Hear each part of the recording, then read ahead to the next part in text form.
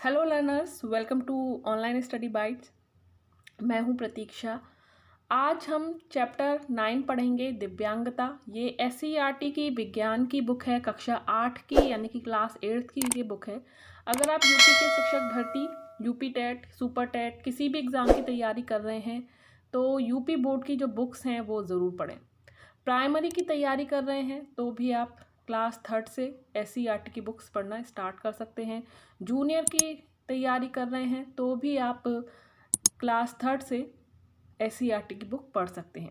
तो ये सारी बुक्स ज़रूर पढ़ें क्योंकि बहुत सारी छोटी छोटी बातें आपको इनमें मिलेंगी जो आपके एग्ज़ाम में पूछ ली जाती हैं और आप उनको इग्नोर कर देते हो और फिर वो आपको टफ लगती हैं। तो काफ़ी सारे क्वेश्चन जो हैं वो SCERT की बुक से आपको मिलेंगे आपके एग्ज़ाम में, तो बहुत हेल्प हो जाएगी आपको अगर आप SCERT की बुक्स पढ़ते हैं तो ये मेरे फ़ायदे के लिए नहीं है, ये आपके फ़ायदे के लिए है, आपके एग्ज़ाम की तैयारी के लिए है। तो आज हम चैप्टर 9 के इम्पॉर्टेंट पॉइंट्स देखेंगे। बाकी के चैप्टर ऑलरेडी अपलोड कर दिए हैं, डिस्क्रिप्शन में जाइए, वहाँ पर प्लेलिस्ट दिया है, लिंक दिया है, तो आप लिंक पर क्लिक करके सभी इम्पॉर्टेंट पॉइंट्स देख सकते हैं। ये बुक्स कैसे डाउनलोड करें इस पर भी मैंने ऑलरेडी वीडियो बनाया है, तो उसको भी आप डिस्क्रिप्शन में जाकर चेक कर सकते हैं। तो चलिए स्टार्ट कर लेते हैं। वीडियो लाइक ज़रूर कर दीजिएगा स्टार्ट करने से पहले और शेयर कीजिएगा। सब्सक्राइब नहीं किया है, नए हैं तो सब्सक्राइब करके बेल आइकन पर प्रेस करना मत भूलिएगा। दिव्यांगता, सबसे पहले हम जान लेते हैं कि दिव्यांगता होती क्या है। आपने कुछ ऐसे लोगों को अपने आसपास देखा है जो स्वस्थ तो हैं किंतु उनके हाथ या पैर सामान्य व्यक्तियों जैसे नहीं हैं। कुछ हमारे आपकी तरह बोल या सुन नहीं पाते। कुछ ऐसे भी व्यक्ति होते हैं जो जन्म से सामान्य होते हैं किंतु किसी दुर्घटना के कारण उनका कोई अंग क्षतिग्रस्त हो जाता है और वह जीवन भर उस अंग से संबंधित कार्य नहीं कर पाते। कभी कभी तो व्यक्ति के सिर पर चोट लगने से वह अपना मानसिक संतुलन भी खो देता है। दरअसल इन सभी अवस्थाओं को, जिनमें क्या है, शारीरिक या मानसिक अक्षमता आ जाती है, वही क्या कहलाती है, दिव्यांगता या विकलांगता उसे हम कहते हैं। हमारे देश के प्रधानमंत्री जी ने विकलांग शब्द की जगह दिव्यांग शब्द के प्रयोग पर जोर दिया है। दिव्यांग से तात्पर्य है कि एक अतिरिक्त शक्ति। कभी कभी हम जब अपने दिव्यांग साथियों से मिलते हैं तो हमें उनकी आँखों से उनकी अक्षमता दिखाई देती है। वे अपने आप को असहज और कमज़ोर समझने लगते हैं, जबकि ईश्वर ने उन्हें कुछ अतिरिक्त शक्तियाँ दी हुई होती हैं। ये वे लोग हैं जिनके पास एक ऐसा अंग है जिसमें दिव्यता है, इसलिए विकलांग की जगह इन्हें क्या कहा गया है, इन्हें दिव्यांग कहना चाहिए या दिव्यांग कहा जाता है। दिव्यांगता या अक्षमता। दिव्यांगता एक व्यापक शब्द है जिसका शाब्दिक अर्थ शरीर के किसी अंग की बनावट में कमी होता है। दिव्यांगता के अनेक अर्थ हैं। एक दूसरे से दूसरे स्थान तक जाने में असमर्थता, सुनने संबंधी दोष और दृष्टि में कमी को दिव्यांगता माना जाता है। विश्व स्वास्थ्य संगठन WHO के अनुसार अक्षमता किसी व्यक्ति को अलग अलग तरह से प्रभावित करता है। किसी अंग विशेष की कार्य क्षमता का सीमित होना, जिससे दिन प्रतिदिन की क्रियाएं प्रभावित होती हैं, उसे हम दिव्यांगता कह सकते हैं या दिव्यांगता कहा जाता है। तो आगे इम्पॉर्टेंट पॉइंट्स देख लेते हैं। दिव्यांगता के कारण और लक्षण आप देख सकते हैं। दिव्यांगता का तात्पर्य शारीरिक या मानसिक अक्षमता यानी कि कोई भी डिसेबिलिटी होती है। शारीरिक अक्षमता में पेशी और स्नायु संबंधी विकार तथा हाथ पैर ना होना आदि शामिल होते हैं, जबकि मानसिक अक्षमता में मानसिक बीमारी और मंद बुद्धि आदि शामिल किए जाते हैं। कौन कौन सी होती हैं? जैसे जन्मजात दिव्यांगता, जो जन्मजात दिव्यांगता जन्म से ही परिलक्षित होती है। ये गर्भ के दौरान संक्रमण, विकिरण या दवाओं आदि के दुष्प्रभाव से हो जाती है। उपार्जित दिव्यांगता क्या है? जो दुर्घटना या उपार्जित दिव्यांगता जीवन काल में किसी भी समय हो सकती है, दुर्घटनाओं या आकस्मिक आघातों की स्थिति में हो सकती है। दिव्यांगताओं के प्रकार कौन कौन से हैं? जन्मजात या उपार्जित कारण से शरीर का कोई भी अंग प्रभावित हो सकता है। इसके कारण प्रभावित अंग की बनावट और कार्य सामान्य नहीं रह जाते। अब केंद्र सरकार ने कुछ अक्षमताओं को दिव्यांगता की श्रेणी में रखा है और अब 21 प्रकार की, कितने प्रकार की, 21 प्रकार की अक्षमताओं को दिव्यांगता की श्रेणी में रखा गया है। और कुछ दिव्यांगता के प्रकार इस प्रकार है। कौन कौन से हैं? जैसे दृष्टिबाधिता, जैसे आईसाइट या विजन की जो क्षमता है वो ना होना, वो सभी चीज़ें किस में आती हैं? दिव्यांगता में आती हैं। दृष्टिबाधित व्यक्ति पूर्ण रूप से या आंशिक रूप से देखने में अक्षम होता है। लोकोमोटर दिव्यांगता, हड्डियां, जोड़ों या मांसपेशियों की अक्षमता को लोकोमोटर दिव्यांगता कहते हैं। यह दिव्यांगता पोलियो, रीढ़ की हड्डी लगने से या फ्रैक्चर से, सेरेब्रल पैलेसी से आ जाती है। इसमें प्रभावित अंगों की हड्डियों की बनावट और कार्य सामान्य नहीं रह जाते। मानसिक दिव्यांगता और बौद्धिक अशक्तता क्या है? मानसिक दिव्यांगता में सूझबूझ, तर्क और ग्रहण क्षमता का अभाव होता है।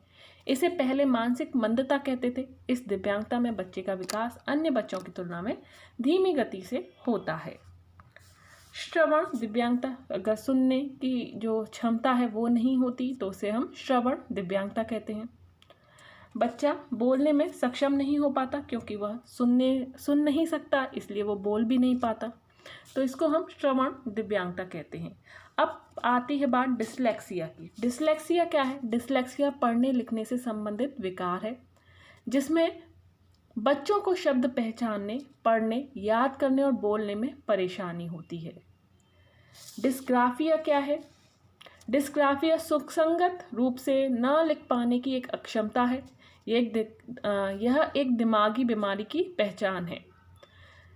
डिस्ग्राफिया एक प्रकार का लेखन विकार है जो लेखन के कौशल पर असर डालती है। तो डिसलेक्सिया पढ़ने से संबंधित है और डिस्ग्राफिया लिखने से संबंधित है। तो डिस्ग्राफिया से पीड़ित बच्चों को सही रूप में लिखने में कठिनाई होती है और इनके लिखने की गति भी धीमी होती है। जो डिसलेक्सिया है ये कोई भी मानसिक रोग नहीं है, ये भी आप ध्यान रखें। यह 3 से 15 साल के बच्चों में सामान्यतः पाया जाता है। तो ये था, हमने डिसलेक्सिया और डिस्ग्राफिया के बारे में बात की। चोट लगने पर प्राथमिक उपचार, यहाँ पर प्राथमिक उपचार के लिए कुछ आवश्यक सामग्री एक पेटी में रखी जाती है। प्राथमिक उपचार क्या होता है? चोट लगने या बीमार होने पर तुरंत जो उपचार दिया जाता है उसे हम प्राथमिक उपचार कहते हैं।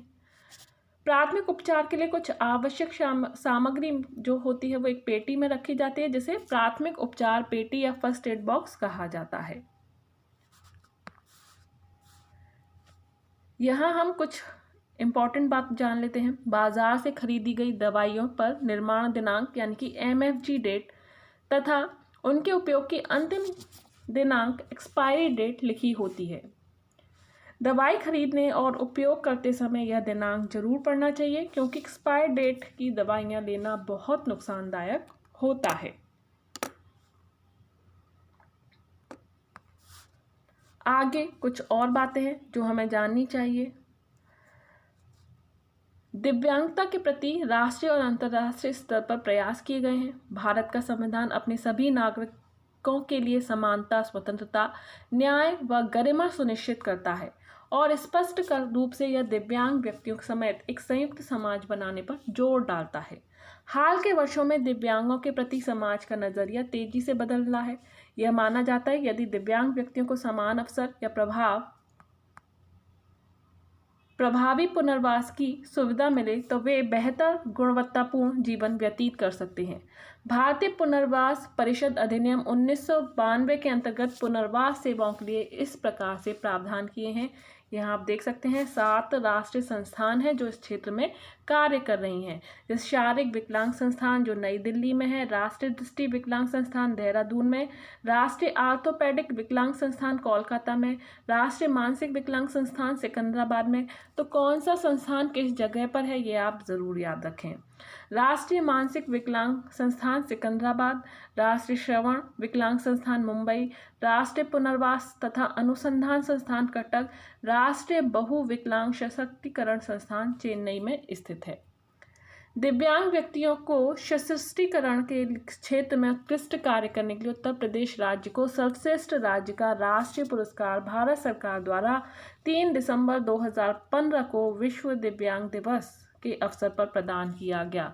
तो विश्व दिव्यांग दिवस कब मनाया जाता है? 3 दिसंबर को, ये भी आप याद रखें।